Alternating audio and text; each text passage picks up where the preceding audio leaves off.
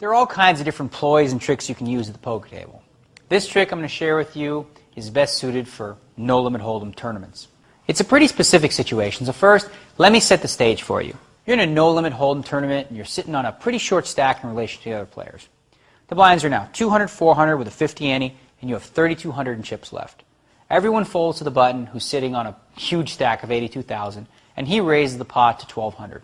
Okay, so the small blind folds, and you're in the big blind with ace-queen, and you feel like it rates to be the best hand.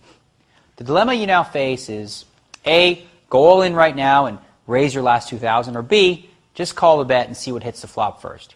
On the surface, most of you probably instinctively would go all in before the flop, but after you hear what I have to tell you, you'll hopefully understand why it's often much better to go with option B.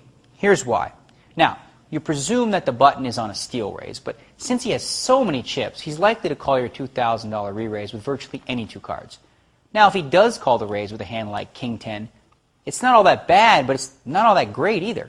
He'll now have a chance to look at all 5 cards and will knock you out about, 38% of the time. If you thought that based on your opponent's tendencies that he might actually fold for another 2,000, then moving all in would actually be the correct play. However, that's just not very likely in this case. See, your opponent would have to call 2,000 to win about 5,000. Not many hands are that big an underdog before the flop. In fact, calling with a hand as bad as deuce-3 offsuit isn't such a bad idea in that case. A lowly deuce-3 is going to beat ace-king about 34% of the time. That's less than a 2-to-1 underdog. Okay, so now that we've established that your opponent will likely call your all-in raise, why don't we want that if we think ace-queen is the best hand? Well, in tournament poker, it's all about survival, and sometimes you must sacrifice value in order to survive. If we wait till after the flop, we can increase our chances of winning the pot just by a little bit.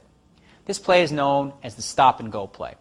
Instead of going all in before the flop, what you would do is just call the $1,200 raise from the player on the button, and then hope to use the 2,000 you have left to force your opponent out after the flop, thus protecting the 3,000 in the pot.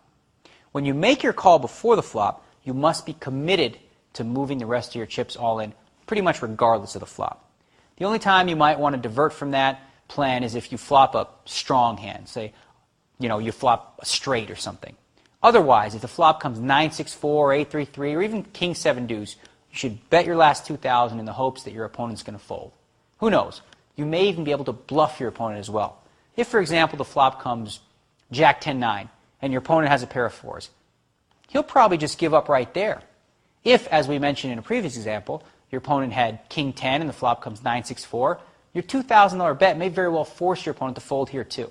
If your opponent calls after the flop, he's only going to win the pot approximately 25% of the time. Calling would be a mistake for him, but it would also be a positive result for you.